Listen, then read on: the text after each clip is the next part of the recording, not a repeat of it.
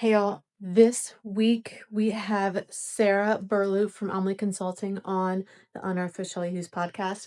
She's freaking incredible. I love her so much. She's a good friend of mine. We talk a ton about the reason she's won all these gosh darn awards. She's won culture awards. She's won fastest growing company awards. She's an amazing person, amazing leader, and I am really, really happy that I was able to have her on the podcast. So, without further ado, here is her episode. Hi, everyone. Sarah, I really appreciate you coming. I appreciate you coming to the Nolly Root studio. It's a very special place for me. So when I can invite, good friends and what I like to call my entrepreneurial big sis here, it really makes me happy.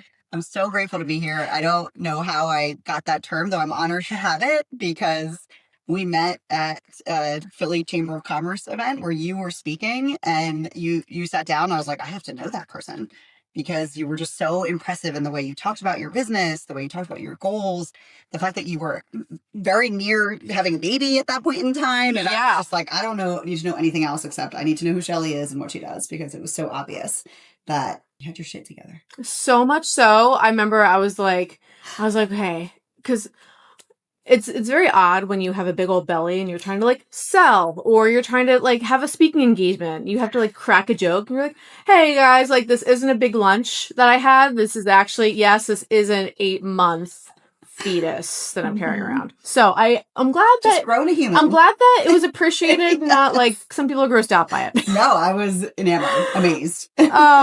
So Sarah, ever since I heard about you and I've learned little things that have just culminated to everything from the onboarding with the knit skunk to just like you guys winning on, getting on the Inc. 5000 list. You won, most admired CEO from the Philly Business Journal. You were best place to work, right? Wasn't that the EY? A couple places. Those are our most meaningful ones. Inc., Philadelphia Business Journal, EY, a couple different places recognize us for that. And those are the ones that mean the most to me. I mean, you are truly, I really thought only someone who really understands, what it means to grow a business and what it means to grow something that is charming and symbolic and deep and disarming and strategic. There's not very many people who think beyond like the bottom line in a business, which is a shame. And I feel like a lot of people think that they do, right? We kind of talked about before, like, oh, we're a family and like we love the people. But the second someone has to, go to their son's basketball game at 3:00, then the leaders get this scarcity mentality about it, right? And so I really want you to take us back because you didn't walk into Omlie as a celebrated CEO. Like you truly built this, right? So I want you to take us back to like that moment that really started the path that you're on now, even if it didn't exactly look like it at the time. Like what was it that kind of initiated this path that you're on? It's funny. I was cleaning my office this past weekend and was like you, I journal a lot. And I found a bunch of old journals, one from just prior to starting Omlie. And there was a question that said, what would you do if you knew you couldn't fail? And the first thing I wrote was start my own company. And underneath it had like 3 bullets of what that company would do. And one of them was help other people see the potential they don't know that they have yet. And I think to me, that has been true since I very first became a people leader, like in my early 20s. That I feel like we all have potential. I feel like me too. I'm not living up to my full potential either. And it's not until you're in an environment where other people are okay, like see something in you that you really think, oh my gosh, I could do this. I could do whatever this crazy task is. And I really, truly, in my core, believe it only takes one person to believe in you to help you do the thing that you're afraid of. And so I've always seen myself as someone who, we were chatting earlier, like some people see the 2 data points and I've never cared as much about those. Like I care about what happens between the data points. And to me, that's where people lose their potential. It's like, oh, I'm good at math, so I'll be a mathematician, or I'll be an engineer, or I'm good at people, so I'm going to go into marketing, or whatever that like A to B journey is. And I feel like it's the in between those 2 points where we lose all the incredible potential that we have. And so I've always felt like I could see that in other people. Like the magic that they could achieve if they just let go of these beliefs or, freed themselves from what the right path was supposed to be for them. And that's something that's been true for me since I very first became a people leader. I used to have in my office this great cartoon poster of a tree with a fish glommed on to the bottom. And the quote said, if you asked a fish to climb a tree, it would live its whole life believing it was stupid. And I just feel like that's how most businesses are run. You're hired for a job because you studied something in school, because you were good at it when you were 10, but you really haven't thought about like what for you should that journey be. And that's the journey I personally went on to create Omlie, because I was like, that's my business is not working for me. Because I was doing a lot of that. I was a fish trying to climb a tree. And I felt like that was a waste of time and energy. And so that really was the core of starting Omlie, was like, how do I build a place where for me, I don't have to fight this battle of climbing a tree and then nobody else has to. And then, gosh, imagine if we could teach other companies to do that too. So everybody could be more happy and thriving at work. Like, why not? So your past lives have been in consulting, right? Primarily, yeah. Started in consulting, went in-house, but was in like a human-centered design internal consulting function. Then came back to consulting at a smallish mid-sized firm in Philly. And then that firm was sold, the founder left, and I realized it was my time to go and do something different. So I think founding a company is, in my mind, so different than leading a company. Yeah. And I admire all CEOs and what they do. Mm-hmm. But when I meet someone who has founded something from literally nothing, that means that you have probably the biggest balls in the room, right? Or boobs. Or boobs. But I like to be a little graphic. So, yeah, and my masculinity is coming out. I'm sorry. No, you have the biggest balls in the room. And I truly believe, especially as women, I think everyone, but I can only talk about this from like how I identify as a woman, is I truly believe that 90% of how we are held back is from our own thoughts and our own feelings. And it's this balance, right, of like being insanely humble and just loving where you are in the gratitude, but also feeling so fierce and confident and being like, I can do literally anything that I want. And it's that balance that I always admire in founders, because personally, I don't believe in imposter syndrome. I believe it exists, but what I don't have time for is when it paralyzes you, right? Okay. So imposter syndrome is almost outlawed at Nolly Roots because people use it as an excuse too often. And so when you started the company, did that show up for you, of that kind of self-doubt? And why did it? Like, do you feel like you had the support of people around you, as you left your old company? Then how did that work as you started the company? And like, what did that first year look like for you in being like, okay, I want to do this. I really want to do this. That first year is all about that excitement, right? But it's also that self-doubt. I mean, just tell me about what that first year or two looked like. Yeah, it's so real. I love the way you articulate around imposter syndrome, because I have that same sense, but haven't articulated that. So I love that. Really resonates with me. I think, when I first started, I don't even remember who it was now, but I was chatting with somebody in a networking group who had been a founder. And I said, like, what's the piece of advice you wish you had gotten at the beginning? And he said, don't give up. It's so easy to give up. And at the time I was kind of like, 2 weeks maybe into it, and I was like, that's crazy. I'm so passionate about this. Give up. What are you talking about?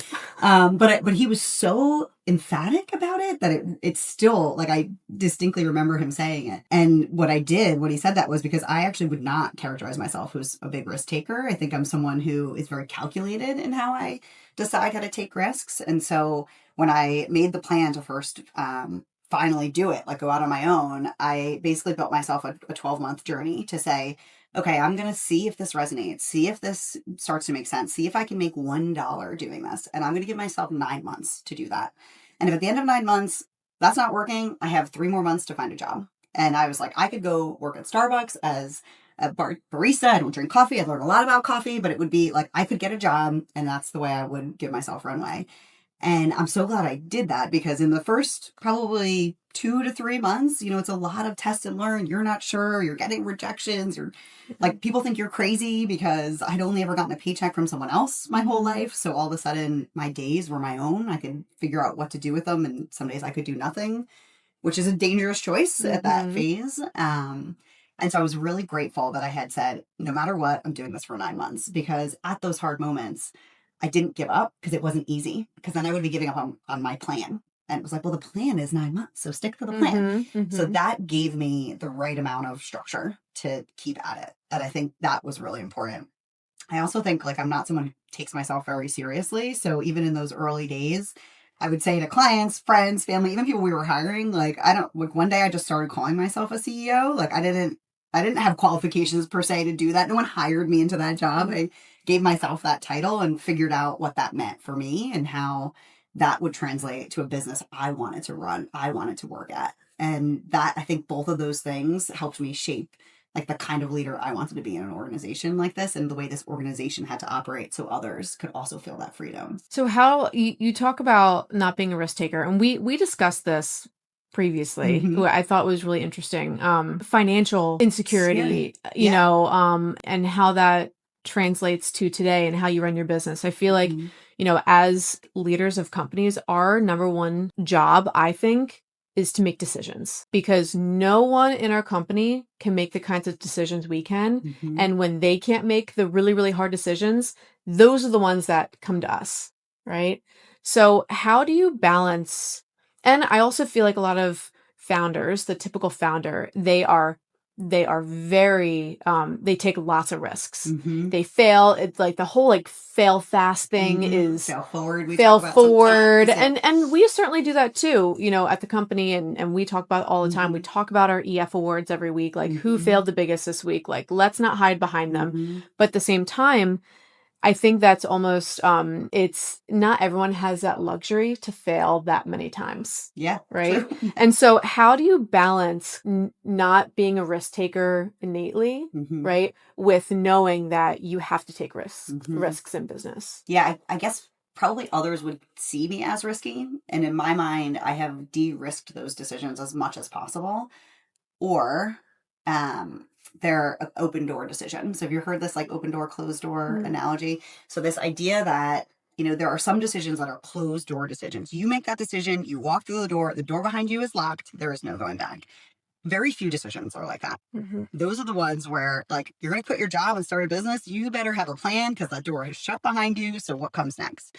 And so, I was obviously very thoughtful about not just that 9 to 12 month window, but before I quit, how am I de risking this in a way that gives me comfort? And then there are open door decisions where you make that decision, you can get to the other side and very quickly think, oh my gosh, this was not what I thought was going to be on the other side of this door, and come back through. Sometimes it could be 6 months later, but the difference between an open door and a closed door decision to me is where the risk taking can happen. If it is a closed door decision, you had better not do that without the right analysis and thought process. An open door decision, I think you can be a lot more, risky about. But I personally still like I generally lead through getting information from people that I trust, whether that's in and or outside the business, and then kind of formulate a decision with what's between those data points. And I will do that for all decisions, especially closed door decisions. Open door ones, maybe not as many people would Yeah. weigh in because I know we can reverse it. But I am thinking about if we had to reverse it, what would we do? So I know that there's a fallback. I know that it's an open door decision before I make that step. And I think that differentiates those two for me pretty significantly. Others probably see that as risky, but in my mind, I've done some of that diligence already. I love how you're kind of painting a picture of the not highlight reel, Mm-hmm. right? So first I want to ask you, like, what is your highlight reel?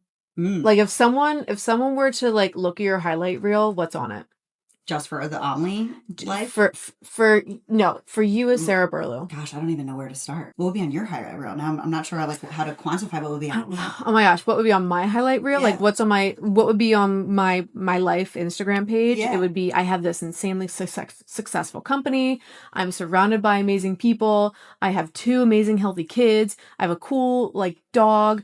I am paying for people to put their kids through college, Mm-hmm. right? Of my staff. I go to the beach. Like that's my highlight reel. Okay. What I would like be it. your highlight reel? Ooh, my highlight reel.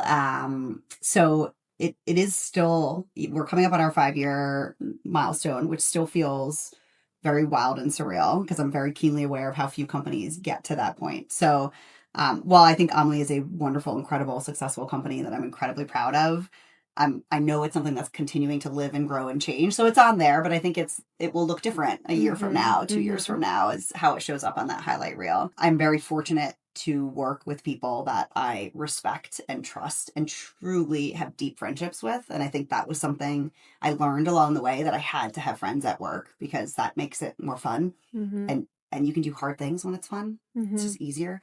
So I think for sure having colleagues that have become really deep friends. I'm incredibly fortunate to have a partner in my husband who supports me and the business in countless ways, from, brainstorming bonus models with me when we're driving along the Jersey Turnpike to, making sure that the household is taken care of and that, we can drive this business together.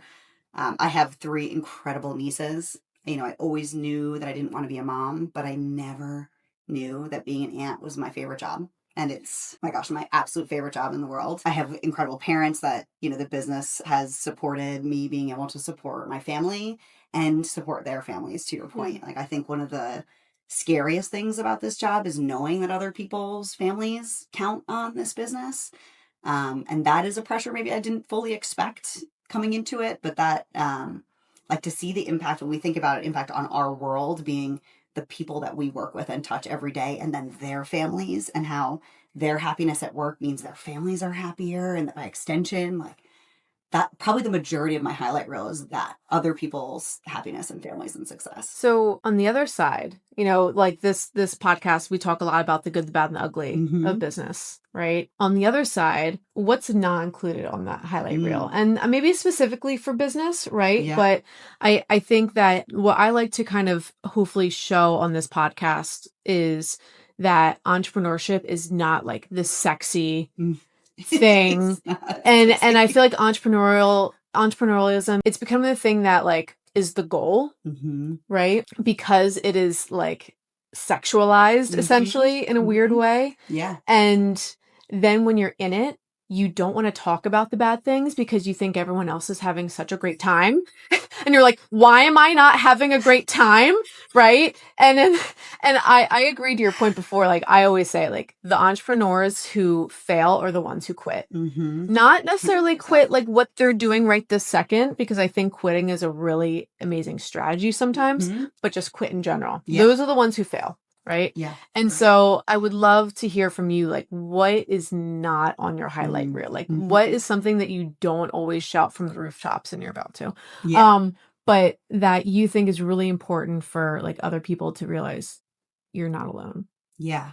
There's a lot. We were joking that I got my hair colored before we came here because my gray hairs are much thicker and darker and fluid now than they used to be before this business.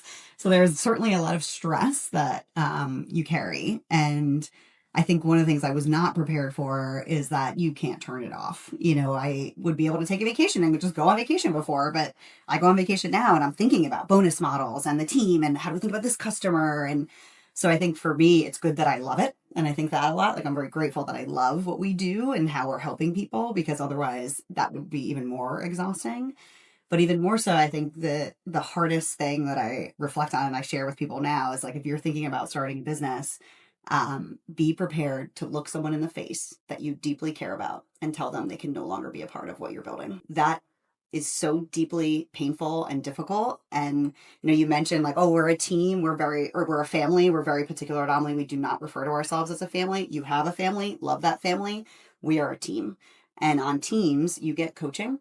And on teams, sometimes you aren't the best player for that position anymore. Even though you are a great person and we love you deeply as a person, like, when you're no longer can fill that seat, like an Olympic team, for example, you are no longer the person in that seat. And that's incredibly difficult to do. It's something we had to do quite a bit of in the past year. And, I think the personal thing that I learned from it was there were multiple times in those moments where I was like, why am I doing this? What is the point of this if I'm hurting people I care about? And by, in fact, hurting myself very deeply. There was a couple where I'm like, oh, I created a Horcrux, like the Harry Potter moment of that just feel like deeply traumatic things that happen in relationships. And what I came to learn was that it is a privilege to work at Omlie, including for myself. And I think that was a lesson I had to learn through that process of, like, for me to be in this place where I can create something I'm proud of and create a space for other people to do things they're proud of and support their families, like that is a privilege that I have. And so kind of taking myself out of the pain and the struggle of some of what those exits create to say like that is to me, I think that's the hardest part because I'm so people oriented, really like looking someone you deeply care about in the face and saying like, thank you for all you've done, but like you're not on this journey with us going forward is even talking about it is hard because it's just so painful. It's so painful. Have you had to do that with people in your personal life as well? Ooh, good question. Just because I Yeah, but probably know, not as explicitly. yeah, because I know, I have different circles. Mm-hmm. I call them different circles, right? Yeah. And there are some people who are, so I have a business circle. I Mm-hmm. have, a MMA circle because I train in Mm-hmm. MMA, mixed martial arts. I have a parenting circle. Mm-hmm. I even had a childbirth circle because I had some semi-controversial like ways of how I Yeah. wanted to do that. In each one of those circles, I have all the people that I care about and at least one of those circles, right? Mm-hmm. But if you bring fear into one of those circles, you are no longer allowed in that circle, I love right? that. So I'm not like exiting you completely in my life, but for business, for example, like there are some people in my life where they might ask me how business is going, and I say, it's going great. Mm-hmm. What are we doing this weekend? Right? Right. Where there are other people like you Yeah. that you ask how business is going, and I could talk to you for 3 hours about how Mm-hmm. business is going because I know that you're going to bring the right kind of energy into that. We talked about the self-talk, Yeah. right? It's the circles that I put in my life are, I don't want to say the word fragile, but I put them through some turmoil Mm-hmm. themselves that letting someone else put their own fear and turmoil into them is we just don't have time for, Yeah. right? So, and I have other entrepreneurs where they have completely entrepreneurial friends, they've completely cut people out of their entire lives Hmm. because that they just don't understand the path that they're going on. Yeah. So you do it in business. Mhm. Do you feel like you've had to do that in your personal life as well? I think more of what you described. Like, I definitely have like pockets and groups of friends and relationships that I leverage in different ways for different conversations.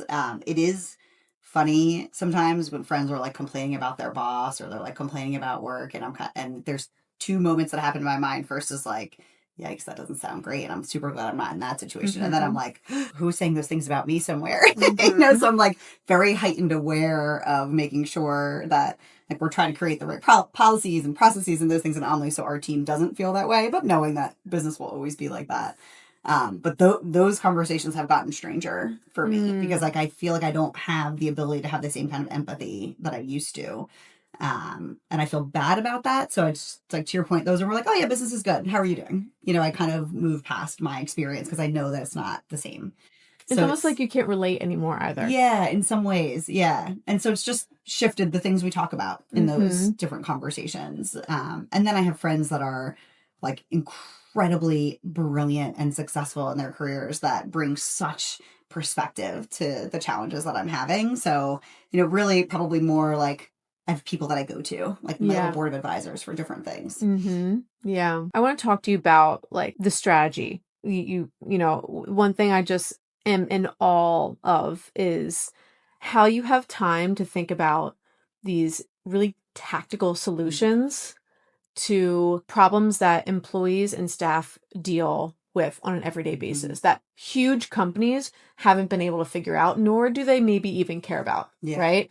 So you grew your business very quickly, making it on the Inc. 5000 list, right? That doesn't come from you doing everything yourself. So if you're on the Inc. 5000 list, it means you're growing a team that's doing something, right? That Hmm. is all kind of in the same direction. I would love to know, like, tell me about how you did that at specifically from your team, Hmm. right? Culture isn't just vibes, right? It's systems. Yeah. So tell me about how you approached culture and maybe what you didn't have in your Hmm. past positions. And tell me just like big picture strategy of how like you just approached what you wanted this thing to be, and then we can get a little bit tactical. Yeah, I kind of started with that core why of, how do we build workplaces where people can be their authentic selves? And what gets in the way of that? And we have tons of lessons of what gets in the way. To your point, like most big companies don't do this well, and even some small companies don't do it well. So how do we think about the hurdles? And you mentioned as a CEO, like what is our job? I think one of our jobs is to solve problems before they happen. Mm-hmm. And so for me, it's building the company had to be built on a strong cultural foundation because I knew it wasn't something we could build back later. Yeah. And so that was a core qualification for anybody we hired when we started and still today, that they are aligned with our core values as people, Mm. because I believe that you can give people all the processes, all the playbooks, all the tactics, and in that one moment where something comes up that you didn't plan for, that isn't fully captured in your operating procedures, what do?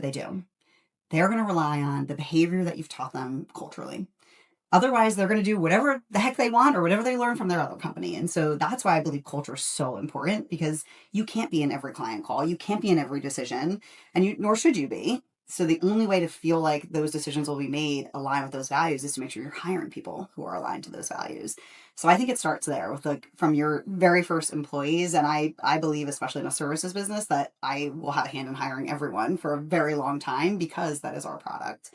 So, sitting down with like what gets in the way. What gets in the way is like people are nice and kind and courteous. And so they don't have brave conversations or say the tough thing. And, me too. Like I love being a people person. And so I'm Mm-hmm. often afraid of, will this damage the relationship? So needed to create almost a shortcut for ourselves on Mm-hmm. how might we do that.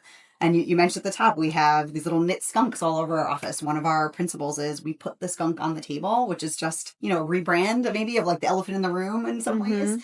Mm-hmm. But thinking about like have the hard conversation, because if you don't have it now, 6 months from now, it certainly won't have gotten better. It's either gotten worse or you've just carried resentment for all that time. And all you're doing is creating a culture where you sweep things under the rug. And so you can't be better. You can't keep growing and exceeding. And for me, it became a really nice tool to just get into a hard conversation. Because sometimes that first sentence to say, like, can I give you some feedback? Which Yeah. is like Yeah. great that we ask now, but what happens when someone asks you that? Like all the blood drains from your Yeah. face. Even if it ends up being good, the sheer factor of not knowing what to expect is so scary. So we say, like, we put this skunk on the table. And so, I had some stuff going on in my personal life a few weeks ago. I knew I wasn't my best at work. And so I said to our whole leadership team, like, skunk on the table. I am not great right now. So, like, there's a good chance that I'm going to be highly emotional. That might mean I might snap more than I normally would, or I might like get teared up over something that I normally wouldn't. But I just need you all to be aware that that's what's happening, because it's not you and it's not the work. It's this other thing that's happening outside. And it gives everybody that awareness instead of saying, like, oh, what did I do wrong? Or, oh man, she really hates that decision. I've created that vulnerability and awareness by simply being like, oh, skunky thing. I wasn't my best yesterday, and here's why. Or like, I'm probably not going to be at my best the next 3 days. Here's why. You told me something before that I absolutely loved. So I always grew up in my adult life of having 360 reviews, right? And the concept is great because, we're able to give feedback to everyone, right? And I really like that concept and we actually did one 360 review and I will never do it again because I love the feedback that I got. I was like, this is exactly what I need. And I think I did it a little bit selfishly because I wanted people to give anonymous feedback to me. But what I realized was that it's so scary when you're about to get feedback from all of your peers, everyone around you, and just what that means. And then your supervisor or your leader is like going through that feedback. And so they might now know things, right?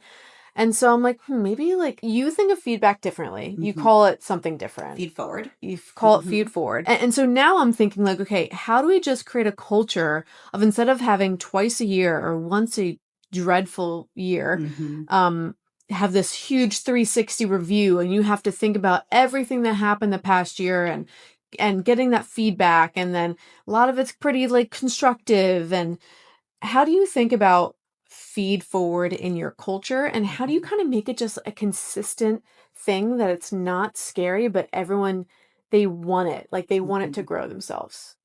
Yeah, I think it starts again with hiring. So when we think about the people we hire, we often say that we're looking for three things: that they're hungry, humble, and curious. And we talk about the hungry having two dimensions: one, to be part of a growing company and leave your stamp on that, and two, to be hungry for your own personal growth. So we're looking for people who are like, oh, I get an A, and then people were like, oh, just keep doing that. But that's so unsatisfying for the A student who wants an A plus, right? You want to know, like, well, this might be a blind spot for you, or hey, that was good, but like, imagine if you did this, it would level it up. So we're looking for people that have that kind of drive and ambition to say, like, I've always been told, oh, you do a good job, but I want more. So that's a big piece of the kind of person we want, because we want to coach them and grow them to that next level. And then we talk about feed forward, not feedback, because feedback, just by nature, is backwards, 360 days backwards. I mean, could you even remember what the feedback was about from last January? No. And certainly 12 months have gone by. Are you going to action that now? You're a totally different person 12 months later. So the idea of feedback always seemed like we were beating ourselves up for something we couldn't change. I think it also inherently it's counter to my belief of how people show up in life and at work. I think we show up to generally do a good job. I think there are very few people who show up to life and work to think like, I'm just going to phone this in as long as I can. Those people exist, but I think they're rare. So I believe if someone does something at work, makes a decision, and it doesn't turn out well, they obviously believed that was a good idea because they wouldn't have done it otherwise. So if you come into like a feedback session of, why'd you do it that way? This went so badly. Can't believe you did it that way. It's like, well, they probably don't know how else to do it. And so we think about instead feed forward of, okay, something happened. Maybe it wasn't great or it could have been better. What do we learn from it for next time? So it's a totally different construct and feeling. And to your point, like even the vibe feels different, because both people can come into that conversation with accountability of like, yeah, I really thought XYZ was going to work. It didn't. Like, help me figure out how I can handle it different, rather than the leader coming in to say, that decision didn't work out. Let me tell you why. And so we just shift the dynamic of learning, I think, in a really interesting way. We also, at the conclusion of every project, have feed forward up and down. So the team member gives feed forward to their leader and vice versa. And we actually ask, did your leader meet with you monthly to discuss your development? Not how the project is going, but how you want to grow and develop and do what's next. Because we're holding our leaders accountable for that too. Yeah. Because if you're not doing it at both levels, then you do create the fear. Like, oh, I can't tell my leader this. We also, a lot of our team has it as a standing item on their one-on-ones, because it's also a little less scary if you just know what's coming. Yeah. And it's not always bad. Like, it's often constructive. Sometimes it's like, oh my gosh, like that was amazing to see you do that thing. Tell me how you got there.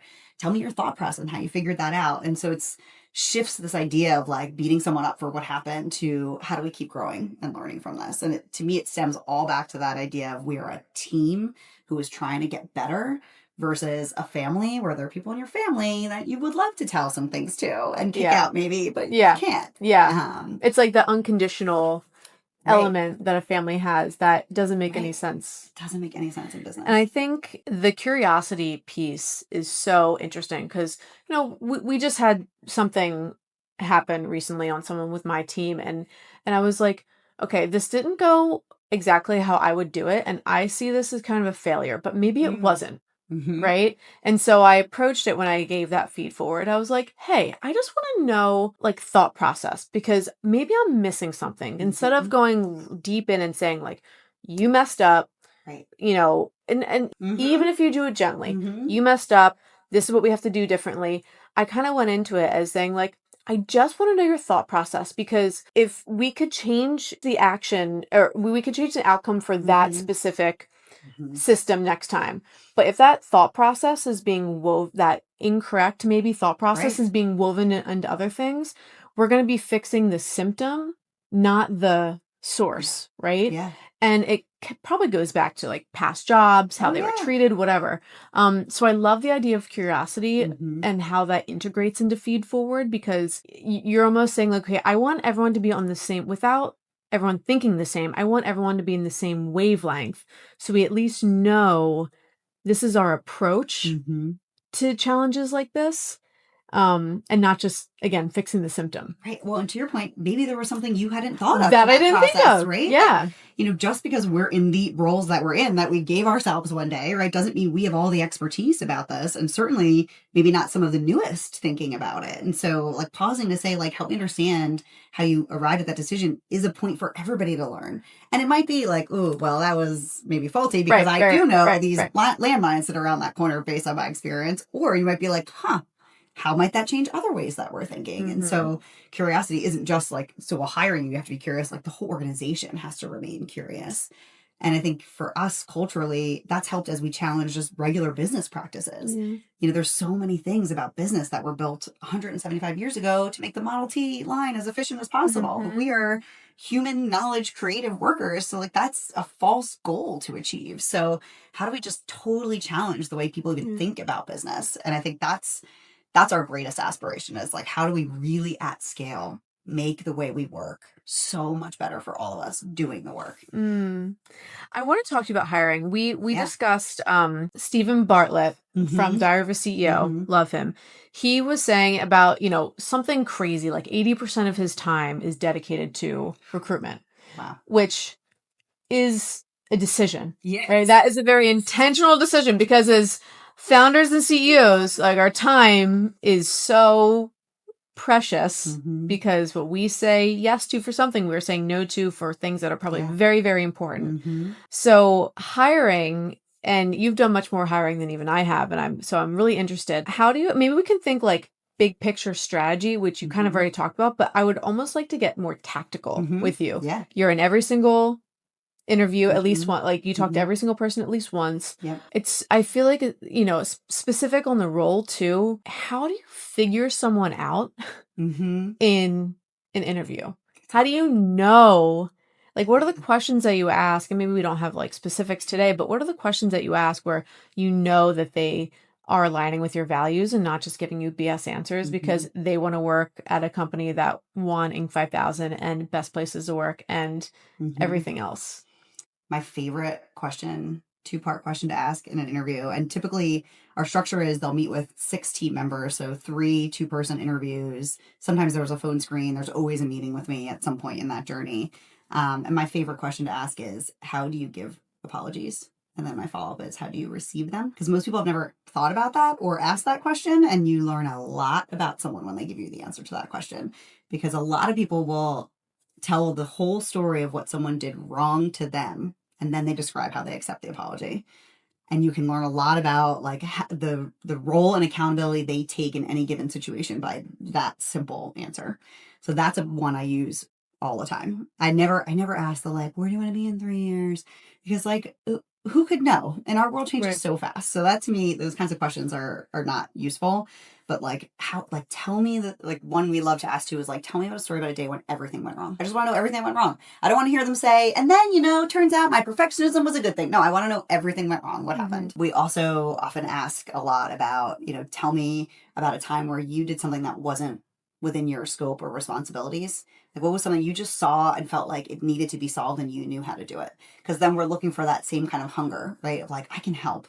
I'm humble, I'm curious, I can solve this problem. So we are specifically targeted all our questions aligned to those 3 characteristics, which ladder up to all of our values. And someone said this, maybe it was even Stephen Bartlett or someone on his podcast, but they said that if someone says on your team, that's not my job, huge red flag. Yes. Which is so hard, right? Because you also want focus in your team, but I always want to make sure, and this is hard because everyone tells leaders, you have to, like, are you doing the $10 job or are you doing the $10 million job, right? But at the same time, going back to humble, it's like, if I'm not also like vacuuming when I see dirt on the floor, or I'm not like running and getting coffee when we're like at a shoot, like, what does that look like? Right. And so it is, one of our core values is extreme ownership. Oh, I love And it's a concept by Jocko Willink. He was an ex-Navy SEAL. Really amazing book. Some people don't love the actual book, but the concepts in the book are concepts I live my life by even today. And part of that is like just not blaming. Like, even if someone on your team did something wrong, you think back and you're like, how could I have directed that person better? It's like not getting upset with them. It's okay, they totally effed up. Like it was bad. It was ugly. Like, we have to clean stuff up. Yeah. Okay. I'm not getting mad at them because there's something that I could have done to make sure that didn't happen. And it's up and down the chain too. And like, I tell the people, like, quote unquote, lower on the chain on my team, I'm like, you need to make sure that we're giving you what you need to be successful. If you're blaming us, because we didn't do that, but you didn't communicate that, like that's not our problem, right? And I think it's just having those open conversations. And I feel like it's so hard to trust someone is going to work as they showed up in the interview, Oh yeah. right? And so it's like, it's kind of the ABCD, the always be collecting Mm-hmm. dots. It's like reading in between the lines Mm-hmm. of what someone's actually saying. I generally am overly trusting of people. Yeah. It works out well It's for me not that my good. partner is the opposite. So he can in 60 It's seconds. not always good. Yeah, it's not great. It's not great as a life skill. Sometimes. Yeah. But I have my husband in 60 seconds can tell if someone's a good person or not. And so like he is the real barometer for me of like, oh, okay, good. I'm glad you weighed in. But the time when I am most critical is the interview process, because I believe that is the best you're going to get of that person, because they are like, they're courting you, right? They're going to show you the best possible version of themselves.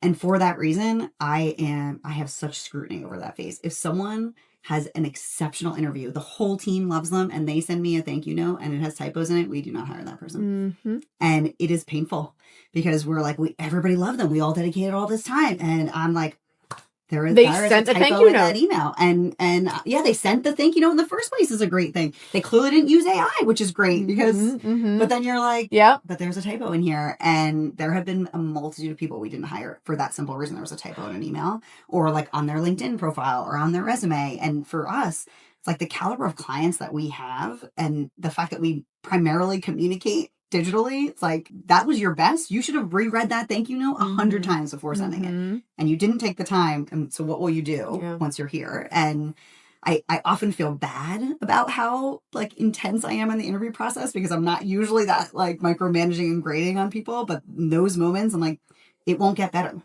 once you're here. Yep.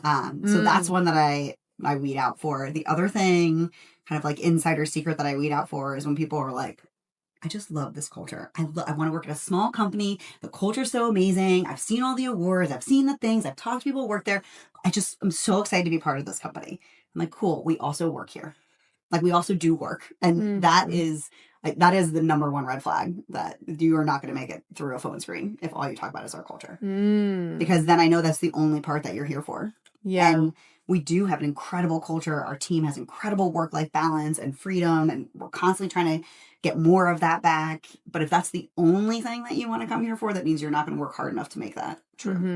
And you're not going to be up to the same level as everybody else who's working hard to make that be true. Yeah. And make it so that culture is able to happen. Right. You're just a taker at that point. You don't have culture if you don't have profit. You don't have profit if you don't have crazy, amazing people. You know? Yeah, it is kind of like that parasite, it seems like.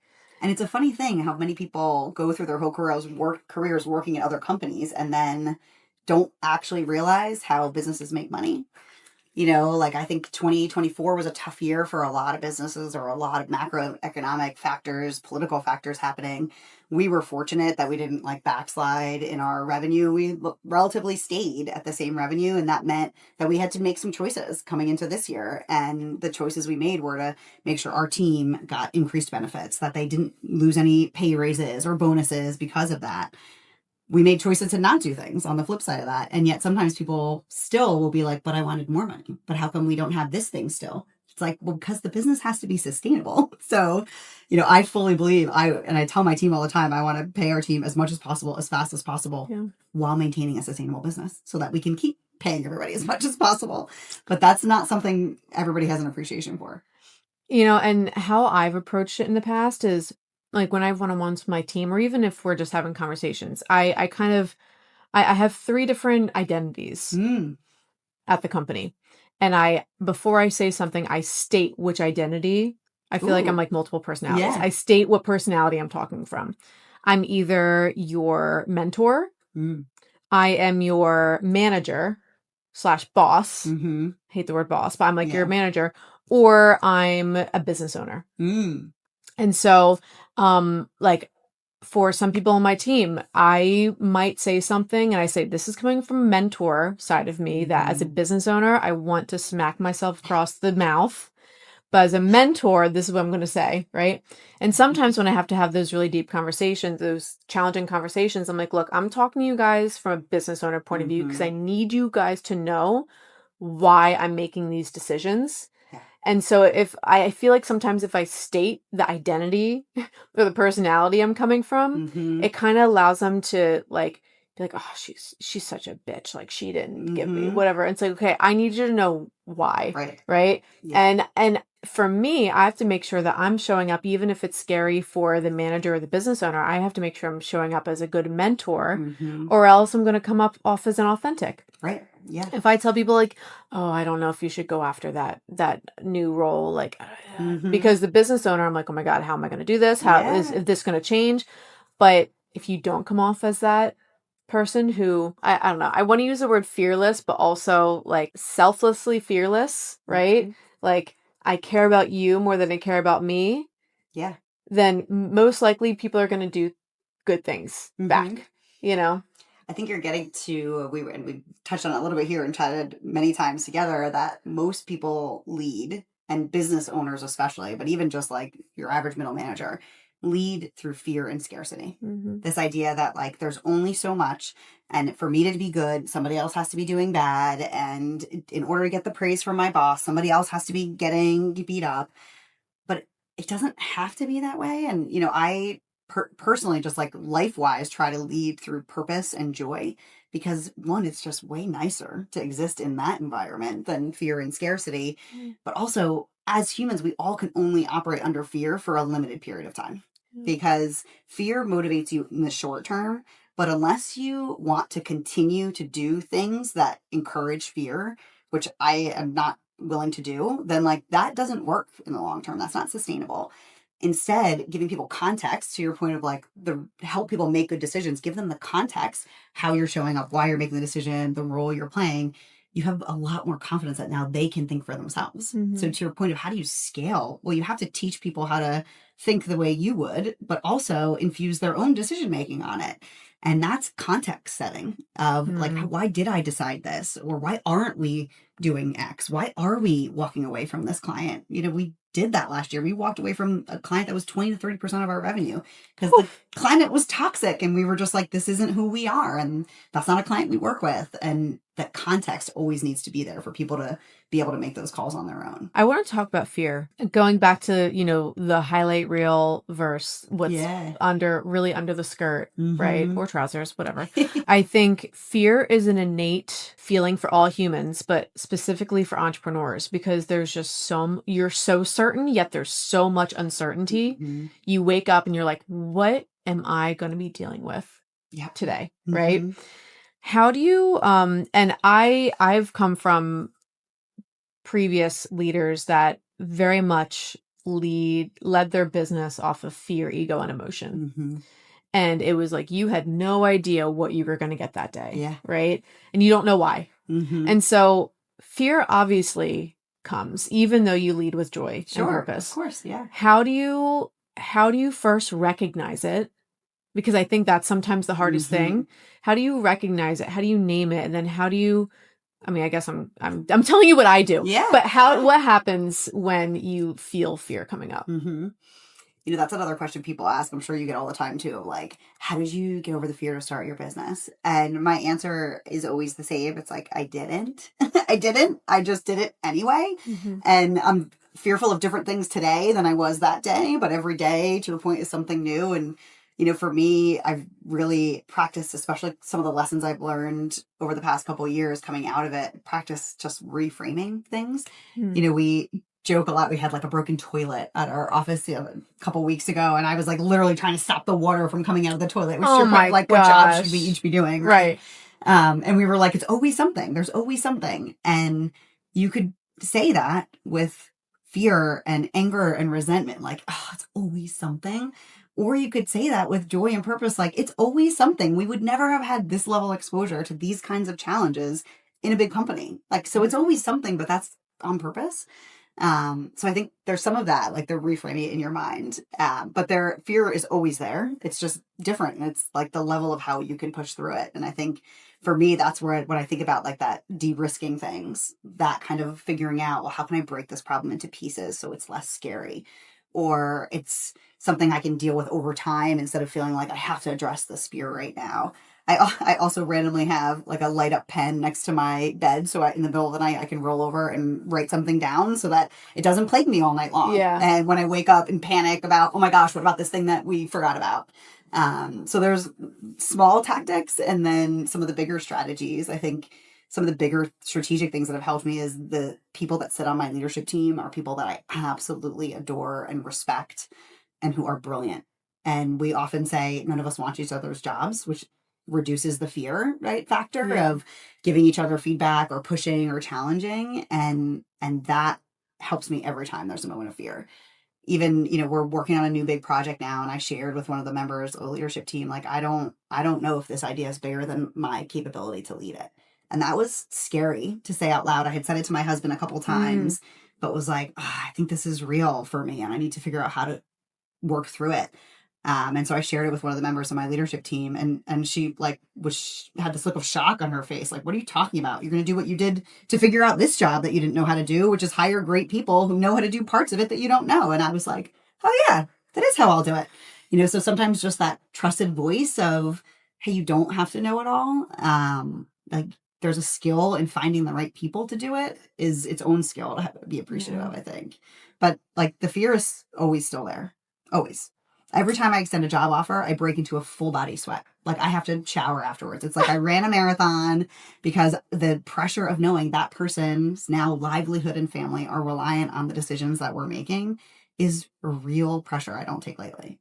What beliefs anchored you when you feel like you're in over your head? I have an incredible business coach who it also helps you create like your life purpose and vision for the world as part of her practice.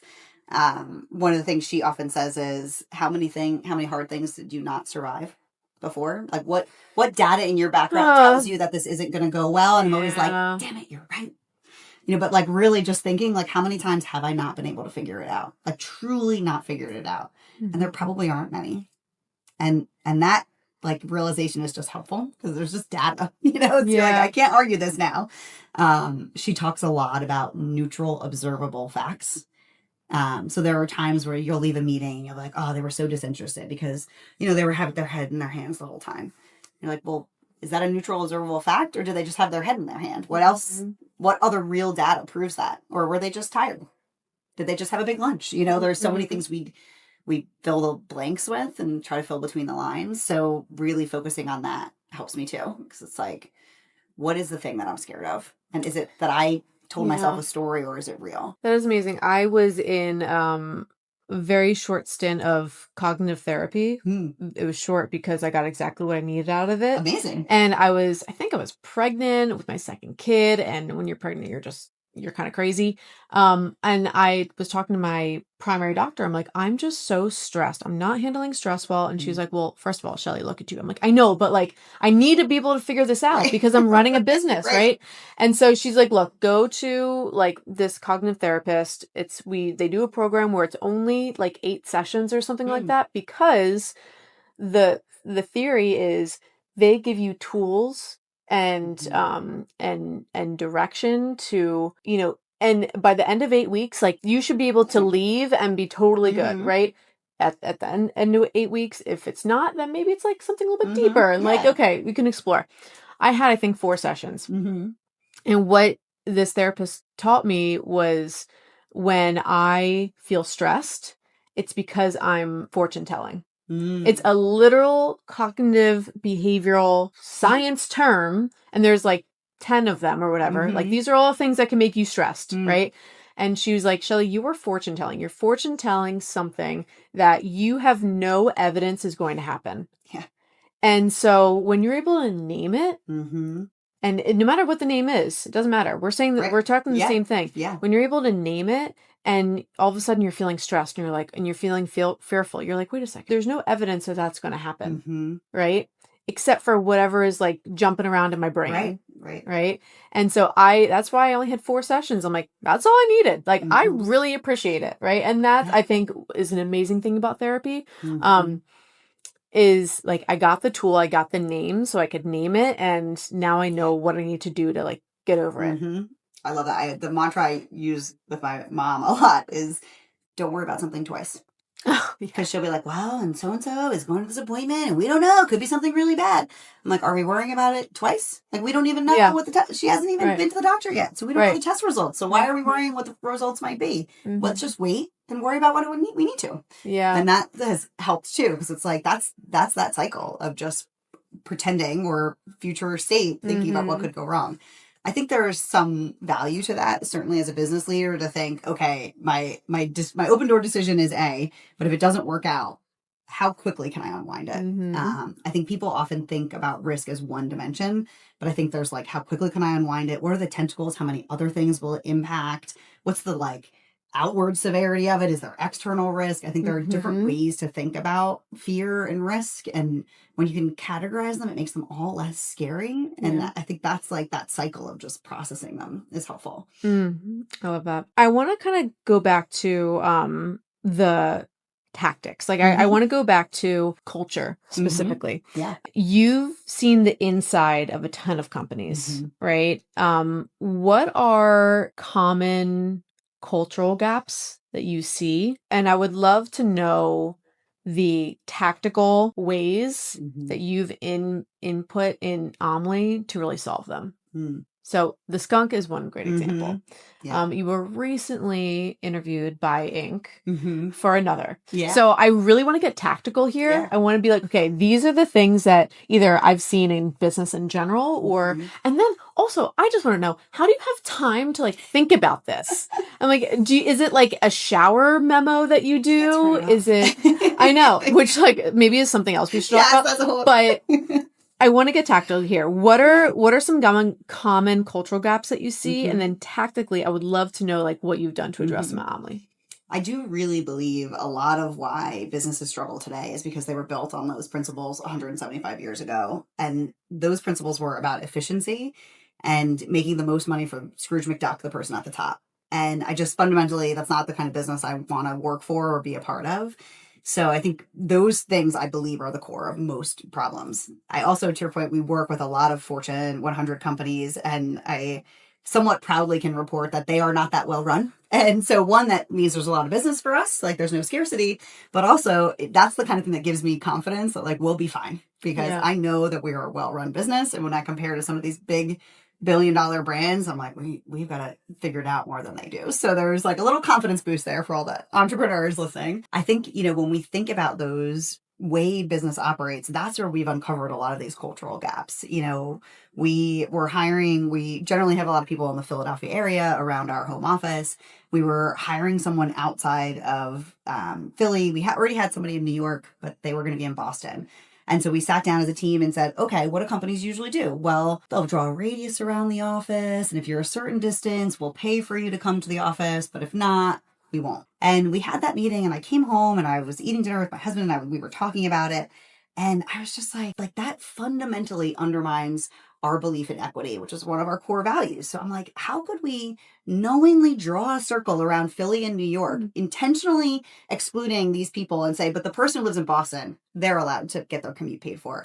And I just couldn't unsee it. And even when you think about not just our business, but the person who takes the bus into Philadelphia to go work at Chick-fil-A is not making minimum wage because they have to pay for their bus ticket. And I didn't grow up with a lot of financial security. And so I remember, when I got my first paycheck and I had to buy the $200 monthly ticket into Philly, I had to time it just right. Like, when was I going to hit my bank account to pay for that ticket? Or was I going to have drinks with my friends? And as I was processing all this, I was like, I just fundamentally don't want people to have to make that choice.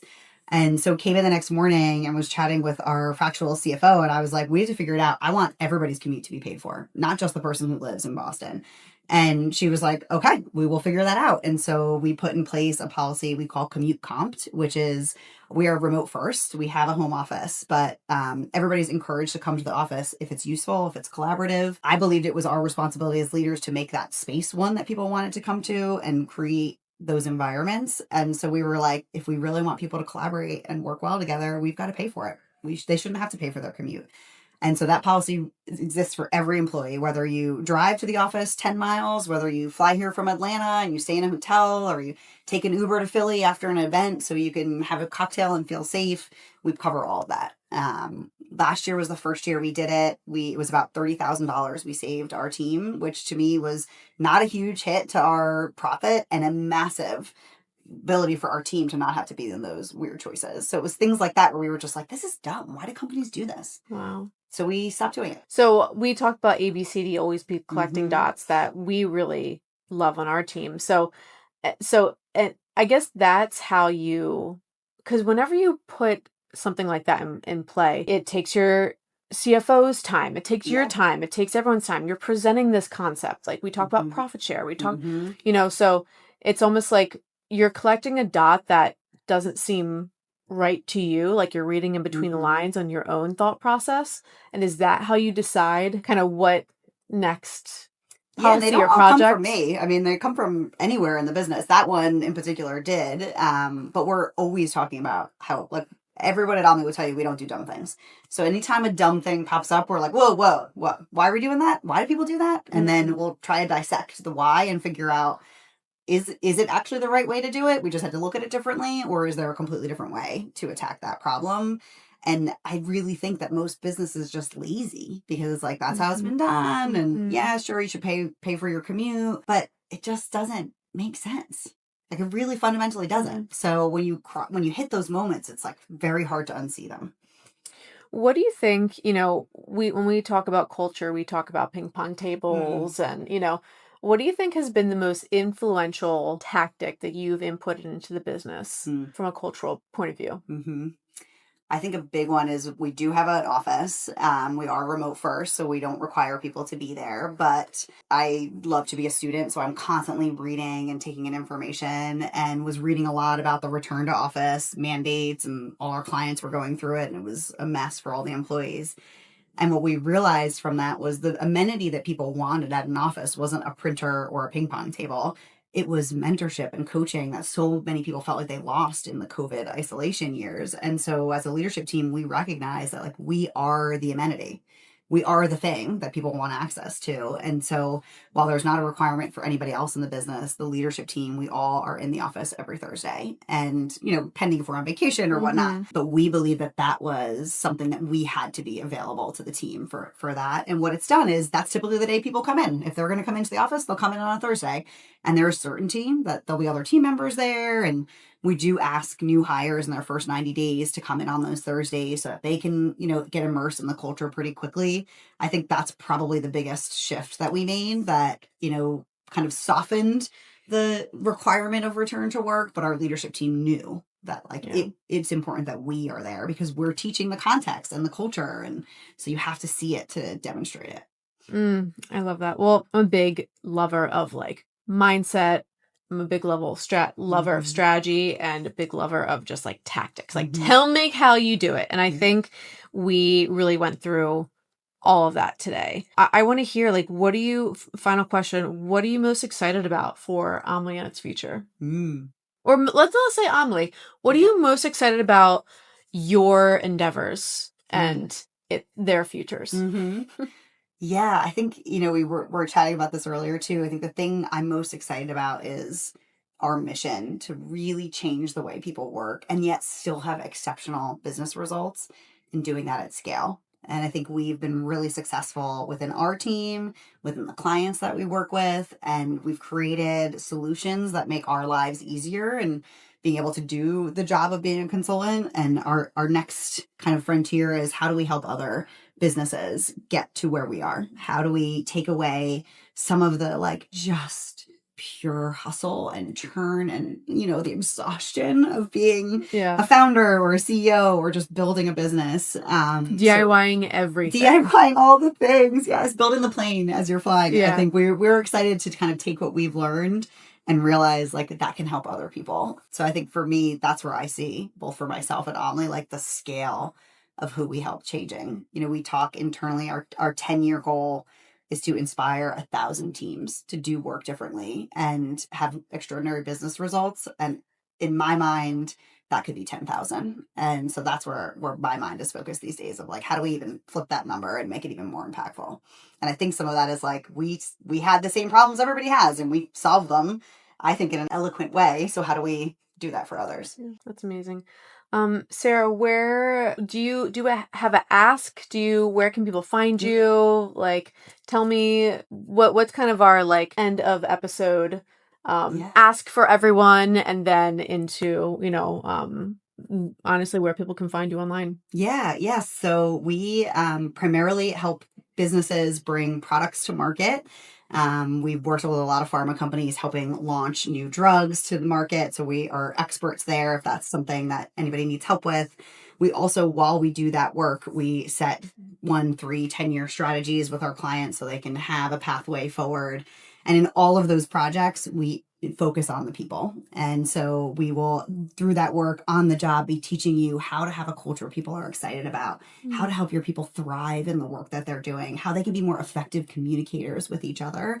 Sometimes we just do that work. So there are times leaders bring us in to say, oh my gosh, I'm a new leader. I have a team of 600. What do I do now? How do I establish a culture? So sometimes we just do the culture work. We always do that in the strategy work. So I think if you're in need of either of those, certainly reach out. You can reach us at Omlie, OMLIE.com, or you can find us on LinkedIn as well. Sarah, thank you. Thank you so much. I appreciate it. Love being sisters in this entrepreneurial journey. I know. Guys, thank you so much for listening. Of course, this is Unearth podcast. We really talk about the good, bad, and the ugly of entrepreneurship and leadership. And I think that's what we did here today. So please rate, review, send this to a friend. Anyone that can have Sarah in their ears, they're going to have a good day. So I appreciate you, and I'll see you next week.